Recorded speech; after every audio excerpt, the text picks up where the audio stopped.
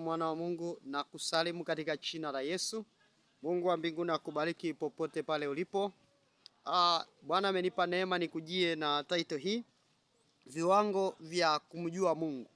Viwango vya kumjua Mungu au levels of God understanding. Nataka kwenda kuongelea kuhusiana na viwango vya kumjua Mungu. Bwana Yesu asifiwe sana. Viko viwango vya utakatifu ambao tunasema ni viwango vya kumjua Mungu.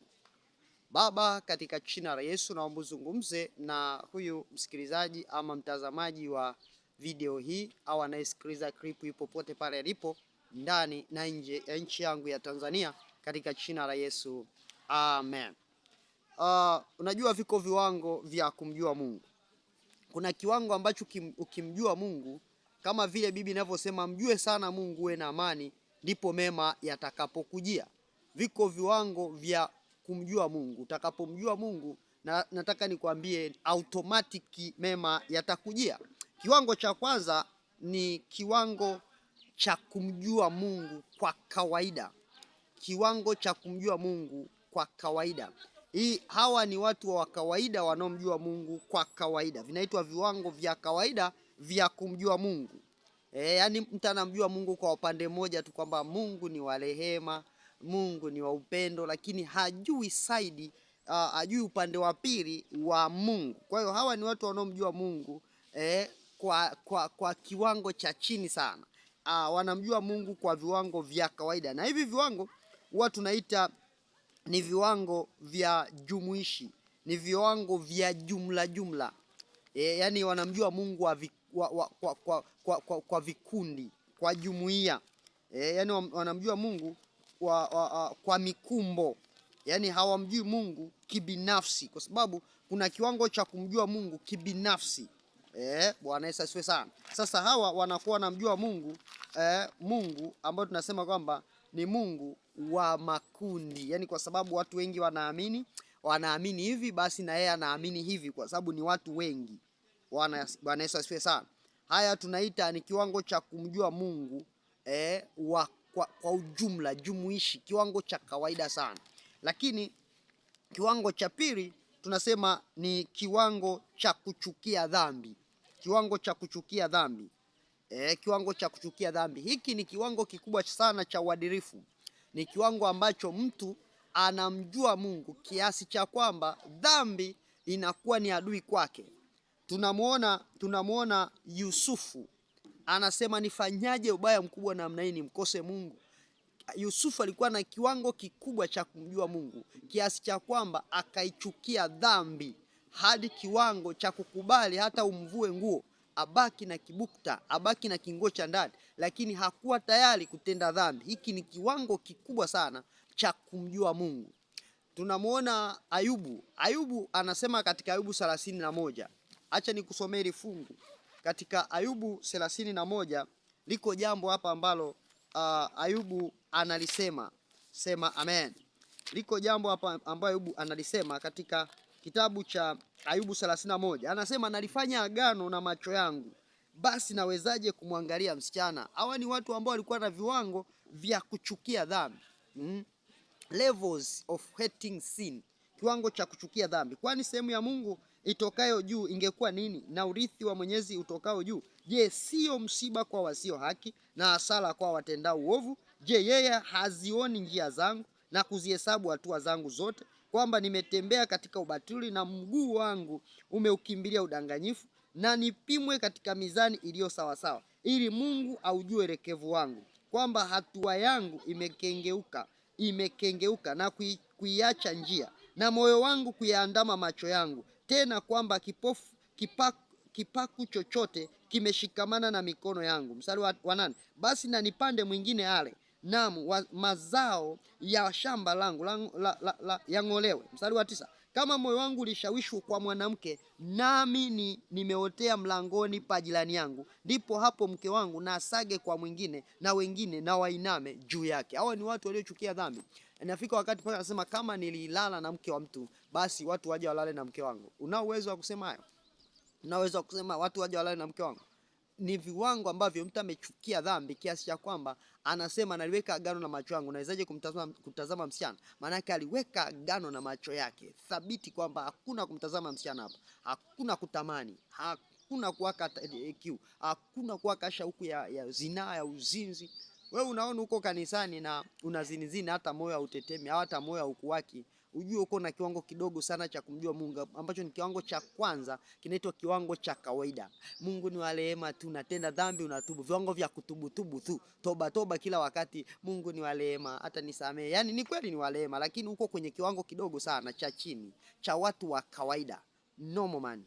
Watu wa kawaida ndo wanaishi katika kiwango hicho cha chini. Lakini kiwango cha pili ni kiwango cha kuchukia dhambi.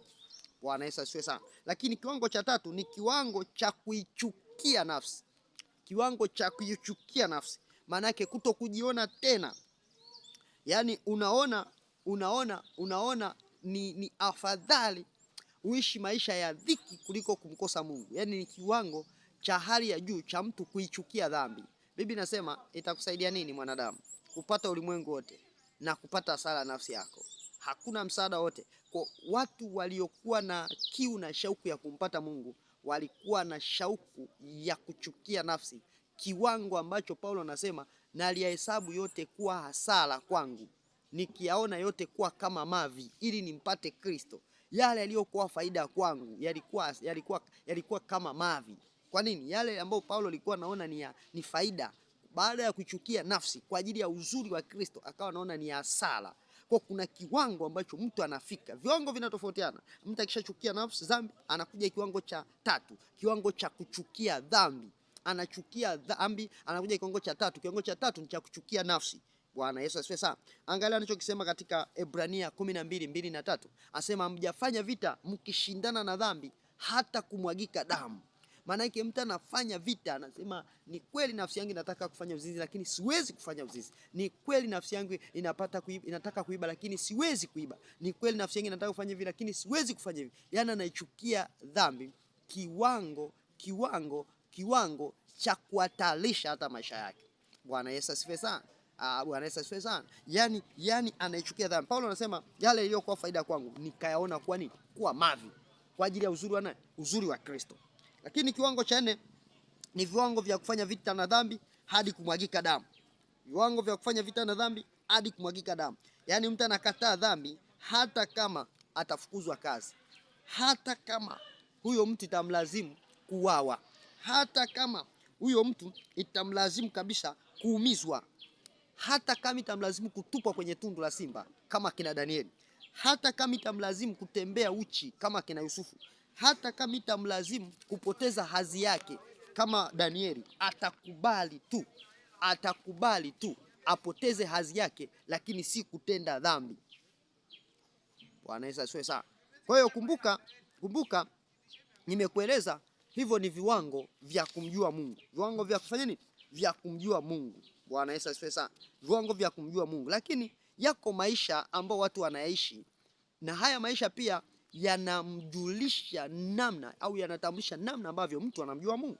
Yako maisha ya mbele za watu, lakini yako maisha binafsi na yako maisha ya sirini. Haya maisha yote haya yanamtambulisha mtu huyu anamjua Mungu kwa kiasi gani. Kuna watu wanaishi maisha ya mbele za watu, yani wanaonyesha kwamba wanampenda Mungu, wanamjua Mungu, lakini they are just plastic smile. Wana just kuonyesha kwamba wanampenda Mungu lakini hawampendi Mungu. Kwenye mbele za watu, Bwana asifiwe, tunaenda mbinguni, lakini ili hali hawamjui Mungu. Bwana Yesu asifiwe. Hii yanaitwa maisha mbele za watu, lakini kuna maisha ya binafsi. Ili anaweza kunijua maisha binafsi ni mke wangu ninaishi naye, au mtu wa karibu naweza kujua maisha binafsi ya huyu mtu yako 1 2 3. Kwa watu wengi wanaonekana ni wacha Mungu lakini maisha mbele za watu. Watu wengi wanaonekana wanamcha Mungu lakini maisha binafsi. Lakini yako maisha ya tatu, maisha ya sirini. Haya maisha ya sirini ndio fumbo. Ndani ya moyo wako jua hata mke wako anawaza nini. Ndani ya moyo wako jua hata mume wako anawaza nini. Ndani ya moyo wako jua hata nani anawaza nini. Nani anaweza kujua moyo wa binadamu? Nani anaweza kujua mambo ya binadamu isipokuwa roho ya binadamu mwenyewe? Kadhalika mambo ya Mungu hakuna anaweza kuyajua isipokuwa nani? Roho wa Mungu mwenyewe. Bwana Yesu asifiwe sana.